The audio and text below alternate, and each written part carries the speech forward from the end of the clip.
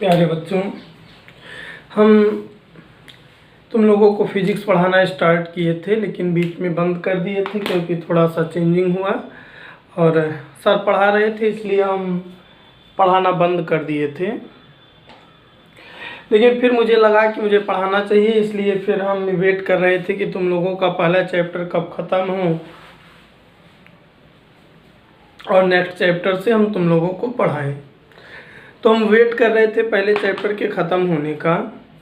पहला चैप्टर ना ख़त्म हो पाने के कारण हम रुके हुए थे।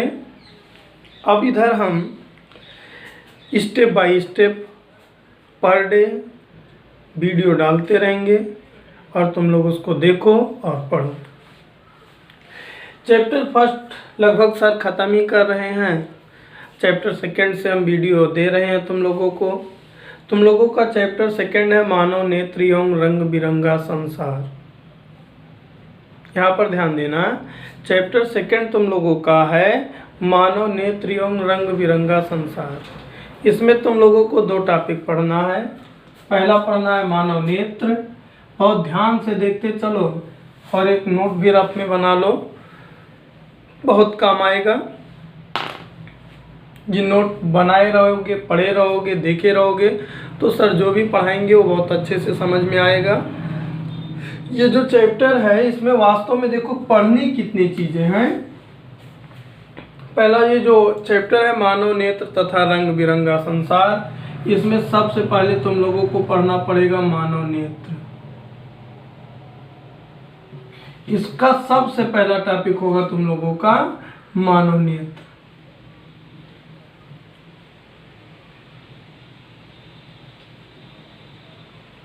ये जो मानव नेत्र चैप्टर पढ़ेंगे, रंग बिरंगा संसार और मानव नेत्र में अब सोचोगे क्या क्या पढ़ना है।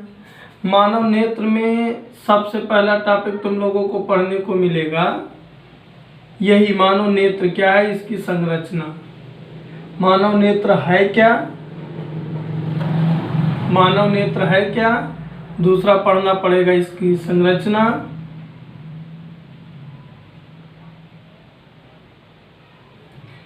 दूसरा पढ़ना पड़ेगा संरचना और तीसरा टॉपिक पढ़ना पड़ेगा दृष्टि दोष। अब ये देखो सब मानव नेत्र में ही चल रहा है। इतना टॉपिक मानव नेत्र के अंतर्गत आएगा। और एक और टॉपिक पढ़ना पड़ेगा प्रिज्म। प्रिज्म क्या है? प्रिज्म से प्रकाश का अपवर्तन, प्रिज्म से प्रकाश का जो भी है, प्रिज्म से प्रकाश का वर्ण विक्षेपण, ये भी पढ़ना पड़ेगा।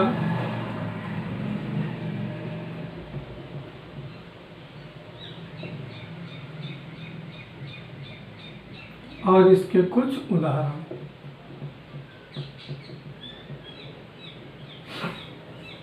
अब आगे और तकलीफ है, दृष्टि दोष की भी कई कैटेगरी है। निकट दृष्टि दोष,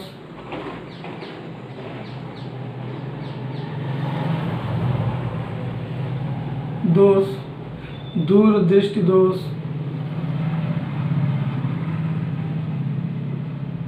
दूर दृष्टि दोष, जरा दूरदर्शिता, जरा दूरदृष्टि दोष,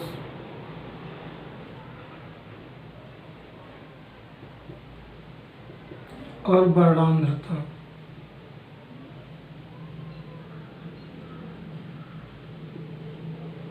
इतने टॉपिक जब तुम लोग पढ़ लोगे तो ये चैप्टर जो तुम लोगों का है मानव नेत्र तथा रंग बिरंगा संसार, ये कंप्लीट होगा। तो पहला इम्पॉर्टेंट टॉपिक ये ध्यान से देखो कि अब हम तुम लोगों के लिए रेगुलर वीडियो डालेंगे और रेगुलर वीडियो डालकर स्टेप बाय स्टेप एक एक चैप्टर तुम लोगों को बहुत अच्छे से समझाने का प्रयास करेंगे और उसको तुम लोग समझने का प्रयास करना है। जो चैप्टर सेकंड है वो ऐसे दो पार्ट में बटा है। पहला पार्ट ये मानव नेत्र से इतना टॉपिक आ जाएगा और दूसरा पार्ट प्रिज्म से, और प्रिज्म में उतने पार्ट आ जाएंगे। प्रिज्म से प्रकाश का अपवर्तन, और प्रिज्म से प्रकाश के अपवर्ण विक्षेपण, और उस पर आधारित उदाहरण तमाम पढ़ेंगे हम लोग। पूर्णांतरिक परावर्तन और भी कुछ चीज़ें पढ़ेंगे, लेकिन वास्तव में बेसिकली इतनी ही चीज़ें हैं। पहले हम लोग पढ़ेंगे मानव नेत्र, दूसरा पढ़ेंगे संरचना, तीसरा पढ़ेंगे दृष्टि दोष, चौथा पढ़ेंगे निकट दृष्टि दोष। अगला ऐसे पढ़ते हुए इसी सीक्वेंस में हम लोग चलेंगे। आज के वीडियो में मेरा एक ही टारगेट है, केवल आज के वीडियो में मेरा एक ही टारगेट है कि हम इतनी चीज़ों को केवल समझा ले जाएं, बहुत अच्छे से तुम लोगों को परिचित करा ले जाएं कि ये सारी चीज़ें हैं क्या। बस एक ही टारगेट पर हम आज काम करेंगे कि मानव नेत्र इतने हैं जो ब्लैक बोर्ड पे दिख रही हैं, इतनी चीज़ों को हम समझा दें, और उसके बाद अगले वीडियो में हम इसको समझा लिखवाने का भी प्रयास करेंगे। अभी केवल आज बहुत हल्का सा समझाने का प्रयास होगा। देखो, हम पहला टॉपिक है मानव नेत्र। इसमें ये टॉपिक आज हम छोड़ देंगे, ये बायो का पोर्शन होता है लेकिन फिजिक्स में है। बायो का पोर्शन है लेकिन फिजिक्स में है, इसलिए हम कल के एक वीडियो में समझाएंगे संरचना, बाकी चीज़ें हम समझा देंगे। देखो, पहला टॉपिक तुम लोगों को मिलेगा मानव नेत्र। मतलब ये बहुत शॉर्ट समरी समझा रहे हैं तुम लोगों को, हम बहुत ही शॉर्ट समरी समझा रहे हैं ताकि इन सभी टॉपिक के बारे में तुम जानो, और टॉपिक के बारे में जब जानोगे तो ये पढ़ने में थोड़ा सा इंटरेस्टिंग हो जाएगा। पहला टॉपिक है मानव नेत्र। मानव नेत्र वास्तव में एक प्रकार का प्रकाशिक उपकरण है। बहुत ध्यान से समझो, और इसको लिखते भी चल सकते हो, अपने समझने के लिए लिखे भी रहोगे तो रिवाइज करने में, समझने में बहुत ही आराम मिलेगा। वास्तव में मानव नेत्र एक प्रकार का प्रकाशिक उपकरण होता है। मानव नेत्र एक प्रकार का प्रकाशिक उपकरण होता है, और यह प्रकाश के लिए संवेदनशील होता है। अब यहाँ पर ध्यान दो, हम क्या कह रहे हैं, मानव नेत्र एक प्रकार का प्रकाशिक उपकरण होता है, और यह प्रकाश के लिए संवेदनशील होता है। अब देखो, ये प्रकाशिक उपकरण हम इसका नाम क्या दे दिए, क्यों दे दिए, रीजन देखो। ये जो हम लोगों का आँख है ना, ये एकदम कैमरे के जैसा चलता है। ये जो हम लोगों का आँख है एकदम कैमरे के जैसा चलता है। देखो कैमरा कैसे चलता है, कैमरे में लेंस वगैरह लगा होता है। जब हमको कहीं का इमेज लेना होता है तो हम उसमें क्लिक करते हैं, तो क्या करता है, जो इमेज होता है, जो स्क्रीन लेते हैं जहाँ का, उसका प्रतिबिंब वो एक फिल्म पर बना देता है, जिसको हम बाद में साफ करवाते हैं, तमाम चीज़ें करते हैं, फ़ोटो मिल जाता है। कैमरा क्या करता है, कहीं का फ़ोटो ले लेता है और उसके अंदर फिल्म लगी होती है, उसी फिल्म पर वो छाप देता है, प्रिंट कर देता है, बना देता है, जिसको पर्दा भी बोलते हैं, और उससे बाद में हम फ़ोटो निकाल लेते हैं। ठीक ऐसा ही मेरा मानव नेत्र करता है, हमारा नेत्र करता है। नेत्र में लेंस लगे होते हैं, और वो लेंस क्या करता है, जो वहाँ स्क्रीन था, पर्दा था, फिल्म था, वैसे मेरे नेत्र में पीछे रेटिना होता है। क्या होता है, रेटिना होता है, और लेंस क्या करता है, जो चीज़ें हम देख रहे हैं इनको वो रेटिना पर उल्टा प्रतिबिंब बना देता है। कैसा बना देता है, उल्टा बना देता है, लेकिन ब्रेन इसको सीधा समझता है। हम कल के लेक्चर में इसको बहुत अच्छे से एक्सप्लेन करेंगे। केवल आज के में हम ये चाहते हैं कि हर टॉपिक के बारे में थोड़ा सा तुम जानो। इन्हीं की मानव नेत्र में क्या होता है, आगे एक लेंस लगा है, लेंस किसी वस्तु से लेंस क्या करता है, किसी वस्तु का प्रतिबिंब रेटिना पर उल्टा बनाता है और उसको मानव का मस्तिष्क सीधा समझता है। यहाँ पर एक टॉपिक इसी वक्त आज ही ये भी समझ सकते हो कि मानव नेत्र वास्तविक एवं उल्टा प्रतिबिंब बनाता है। मानव नेत्र क्या करता है, वास्तविक और उल्टा प्रतिबिंब बनाता है। यानी कि मानव नेत्र का डिटेल निकल कर आ जाया कि मानव नेत्र एक प्रकार का प्रकाशिक यंत्र है। मानव नेत्र एक प्रकार का प्रकाशिक यंत्र है जो सदियों किसी वस्तु का उल्टा एवं वास्तविक प्रतिबिंब बनाता है। यह कैमरे की भांति कार्य करता है। यानी कि अब तुम लोगों से अगर कोई पूछे, इसका मतलब ये आया कि अगर तुम लोगों से कोई पूछे कि मानव नेत्र है क्या, तो उसको सीधा सा तुम लोग जवाब दोगे कि मानव नेत्र एक प्रकार का प्रकाशिक यंत्र है, यह कैमरे की भांति कार्य करता है, यह प्रतिबिंब सदियों वास्तविक एवं उल्टा बनाता है।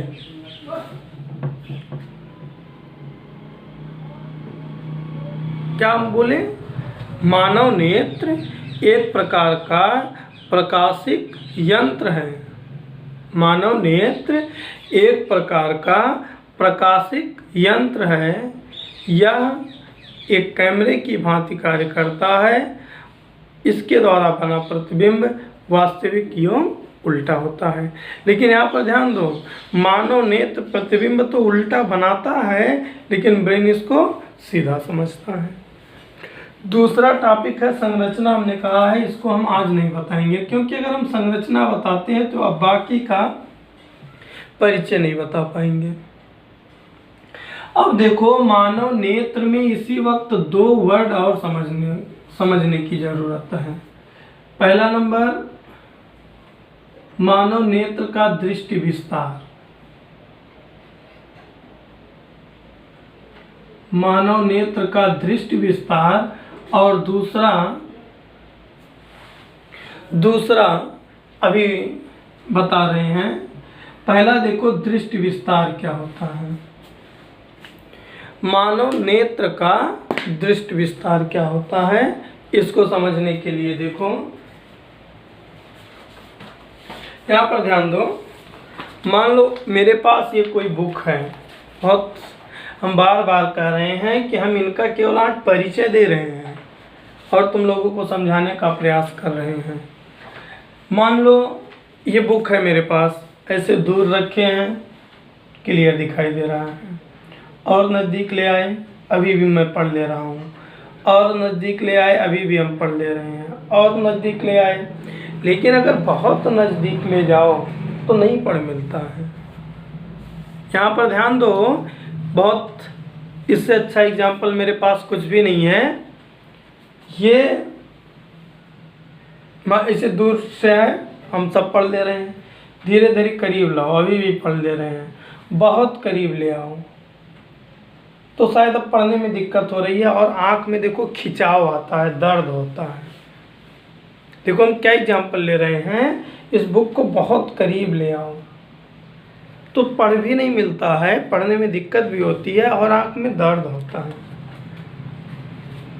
इसका मतलब ये है कि अगर कोई वस्तु बहुत नज़दीक है, बहुत नज़दीक आ गई, तो उस वस्तु को हमको देखने में दिक्कत होती है और संभवतः यह भी हो सकता है कि उसको हम ना देख पाएँ। बहुत गौर से काम कर समझने का प्रयास करो। संभवतः यह भी हो सकता है कि उसको हम देख भी ना पाएँ, ये समस्या हो सकती है। तो जब ये समस्या हो सकती है तो उसका हम उपाय क्या किए, उसका कंडीशन क्या बनाए, हम अपनी आँख से कम जहाँ तक देख सकते हैं उसको निकट बिंदु नाम दे दिए। दृष्टि विस्तार में दो बिंदु होते हैं, एक निकट बिंदु, एक नाम होता है निकट बिंदु और दूसरा होता है दूरबिंदु। अब तुम लोग सोच रहे हो दृष्टि विस्तार तो खत्म ही नहीं हुआ, एक और दो टॉपिक ले जोड़ दिए, निकट बिंदु और दूरबिंदु। देखो जो हम लोग कम से कम उसके आगे नहीं पढ़ पा रहे थे, इसको चेक किया गया और पाया गया कि एक स्वस्थ मनुष्य जिसको नेत्र संबंधी कोई रोग ना हो, वो कम से कम 25 सेंटीमीटर दूरी पर रखी वस्तु को स्पष्ट रूप से देख सकता है। 25 मतलब अपनी आँख से 25 सेंटीमीटर की दूरी पर अगर कोई वस्तु रखा है तो उसको स्पष्ट देख लेगा, उसको कोई दिक्कत नहीं होगी। लेकिन अगर 25 से कम हो जाए, 24, 20, 22, 21, 19, तो अब उसको दिक्कत होगी, तब उसको क्या होगी, दिक्कत होगी। और जो ये बिंदु है उसको निकट बिंदु कहते हैं। उसको क्या कहते हैं, निकट बिंदु कहते हैं। उसको क्या कहते हैं, निकट बिंदु कहते हैं। यानी कि अब तुम लोग ये समझ गए आज कि स्वस्थ मनुष्य को 25 सेंटीमीटर से नज़दीक देखने में दिक्कत होती है, या ऐसे कह दो कि नहीं दिखाई देता है, और इसी को नेत्र का निकट बिंदु कहते हैं। नेत्र का क्या कहते हैं, निकट बिंदु कहते हैं। जबकि अगर दूर की बात करें तो हम अनंत तक देख ले जाते हैं। जैसे अपने आँख के सामने देखो, एकदम पता नहीं कहाँ तक दूर तक दिखाई दे रहा है, जहाँ तक सामने से कुछ पता ही नहीं है कहाँ तक दिख रहा है, तो वो जो होता है उसको दूर बिंदु कहते हैं। और स्वस्थ मनुष्य के लिए दूर बिंदु अनंत होता है, इन्फिनिटी होता है। दूर बिंदु क्या होता है, अनंत होता है, इन्फिनिटी होता है। यानी कि हम ये कह सकते हैं कि मनुष्य के नेत्र, स्वस्थ मनुष्य का नेत्र विस्तार 25 सेंटीमीटर से लेकर अनंत तक होता है। क्या, मनुष्य के दृष्टि विस्तार, मनुष्य के स्वस्थ मनुष्य के नेत्र का दृष्टि विस्तार 25 सेंटीमीटर से लेकर अनंत तक होता है। कोई पूछे ये 25 सेंटीमीटर क्या है, तो कहोगे यह मानव नेत्र का निकट बिंदु है, इससे नज़दीक व्यक्ति नहीं देख पाता है। अनंत क्या है, कहोगे यह स्वस्थ मनुष्य का दूर बिंदु है। तो देखो अभी केवल हम दो टॉपिक समझा पाए। मानव नेत्र क्या है, मानव नेत्र एक प्रकार का प्रकाशिक यंत्र है। मानव नेत्र क्या है, एक प्रकार का प्रकाशिक यंत्र है जो कैमरे की भांति कार्य करता है। इसके द्वारा सदैव वास्तविक एवं उल्टा प्रतिबिंब बनता है। इसके द्वारा सदैव वास्तविक एवं उल्टा प्रतिबिंब बनता है। फिर यहीं पर एक मानव नेत्र से संबंधित एक पॉइंट आ गया, दृष्टि विस्तार। तो दृष्टि विस्तार में हम क्या समझाए कि मनुष्य, स्वस्थ मनुष्य का दृष्टि विस्तार 25 सेंटीमीटर से लेकर अनंत तक होता है। अब ये 25 सेंटीमीटर क्या है, 25 सेंटीमीटर स्वस्थ मनुष्य का निकट बिंदु है, और दूर बिंदु क्या होता है, इनफाइनाइट होता है। जब यहाँ तक हम एक पहुँच जाते हैं तो देखो हमने कहा था कि मानव नेत्र में एक और काम है। अभी हमने देखो अभी स्टार्टिंग में समझाते समय बताया था कि कैमरे में, कैमरा फोटो कैसे लेता है, कहीं का इमेज लेना है, वह इमेज जब हम लिए तो क्या करता है, वह उस इमेज को स्क्रीन पर, फिल्म पर बना देता है।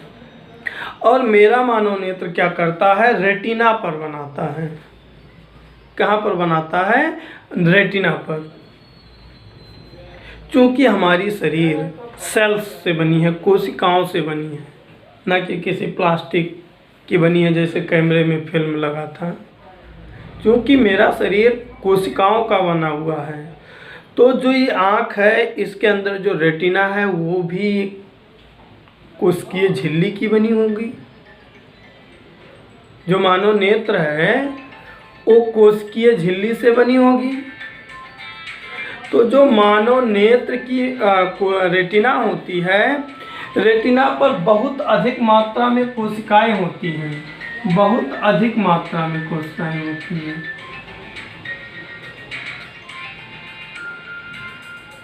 बहुत अधिक मात्रा में कोशिकाएं होती हैं। बहुत ध्यान से समझते चलना। मानव नेत्र के रेटिना पर बहुत अधिक मात्रा में कोशिकाएं होती हैं। मानव नेत्र की रेटिना पर बहुत अधिक मात्रा में कोशिकाएं होती हैं। तो ये जो कोशिकाएं होती हैं ये दो रूपों में होती हैं, दो प्रकार की होती हैं। एक दंड कोशिका होता है, एक दंड कोशिका होता है और एक शंकु कोशिका होता है। एक दंड कोशिका होता है और एक शंकु कोशिका होता है। अब सोच रहे हो कि हम टॉपिक को क्रिटिकल करते जा रहे हैं। हम टॉपिक को क्रिटिकल नहीं करते जा रहे हैं, हम टॉपिक को बहुत अच्छे से समझा देने का प्रयास कर रहे हैं। हमने कहा मनुष्य के रेटिना पर अनंत को बहुत अधिक कोशिकाएं होती हैं। वो कोशिकाएं दो प्रकार की होती हैं, एक दंड कोशिका और दूसरी क्या, शंकु कोशिका। दंड कोशिका का मतलब कुछ कोशिकाओं का आकार बेलनाकार होता है। बेलन जानते हो तुम लोग बेलन जानते हो। कुछ कोशिकाओं का आकार बेलन के आकार का होता है। किस आकार का होता है? बेलन का आकार का होता है। और कुछ कोशिकाओं का आकार शंकु के आकार का होता है। कुछ कोशिकाओं का आकार शंकु के आकार का होता है। तो ये जो शंकु के आकार का कोशिका होता है ये रंग की क्लैरिफाई करता है, रंग का अनुभव करता है, रंग के लिए संवेदनशील होता है। और ये जो दंड कोशिका है ये प्रकाश की तीव्रता के लिए संवेदनशील होता है। प्रकाश की तुम लोग ऐसे एक चार्ट बना सकते हो समझने के लिए। प्रकाश की तीव्रता के लिए संवेदनशील होता है।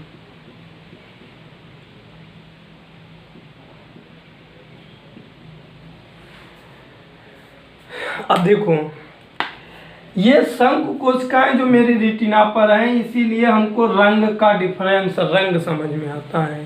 ये रेड है, ये ब्लू है, ये ग्रीन है, ये वो है, ये वो है।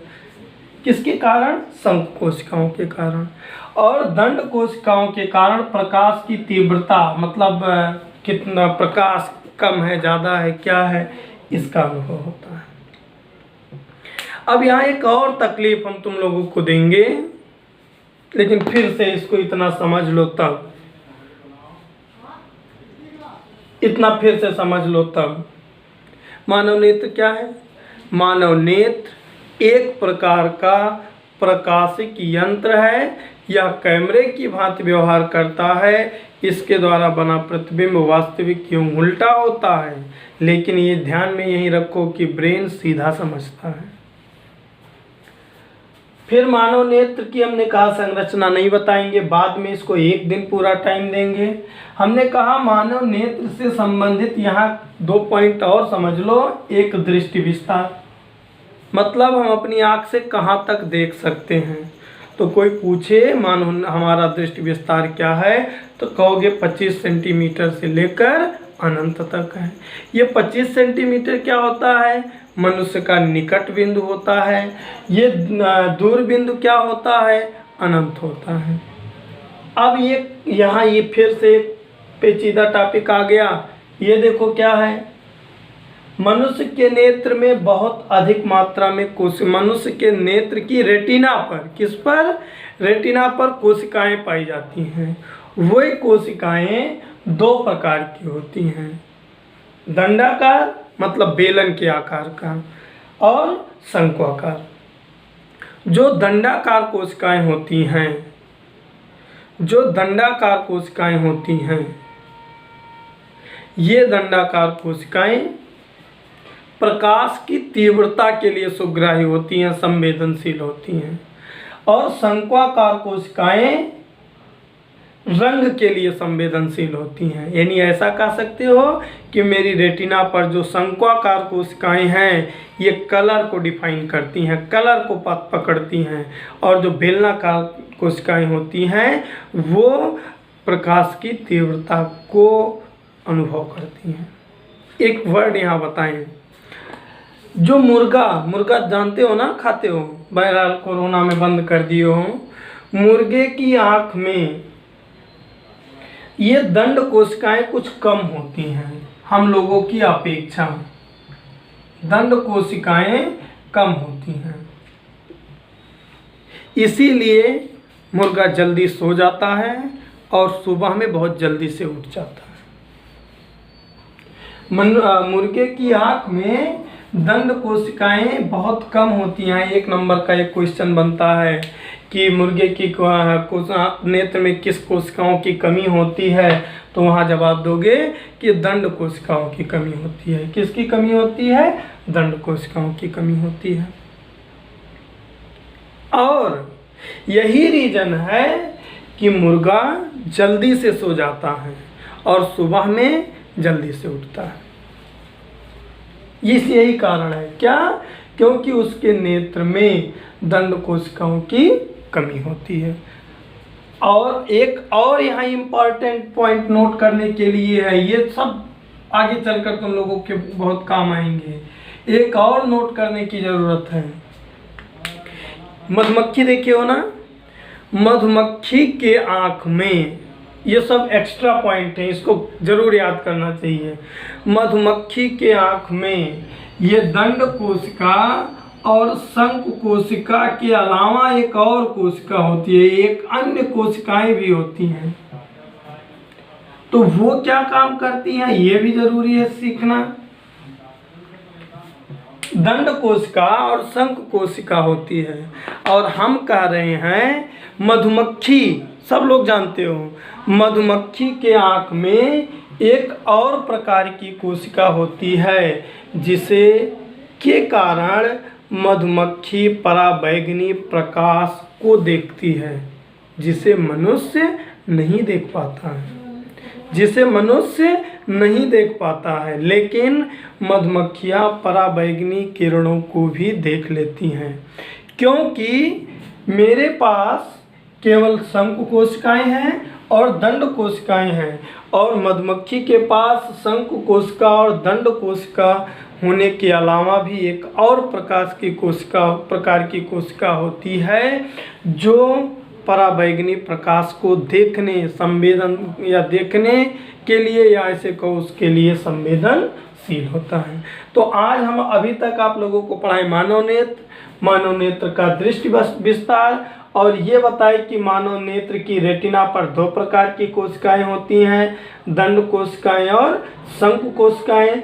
दंड कोशिकाओं का काम होता है प्रकाश की तीव्रता को क्लियर करना, शंख कोशिकाओं का काम होता है रंग को डिफाइन करना। और दो बहुत इम्पॉर्टेंट नोट भी बताए कि मुर्गे के आँख में दंड कोशिकाओं की कमी होती है, जिसके कारण वो जल्दी सो जाता है और जल्दी उठता है, और मधुमक्खियों की आँख में दंड कोशिका और शंख कोशिका के अलावा एक और कोशिका होती है जिसके कारण वह पराबैंगनी प्रकाश को भी देख लेती है, जबकि उस पराबैंगनी प्रकाश किरण को मनुष्य नहीं देख पाता है।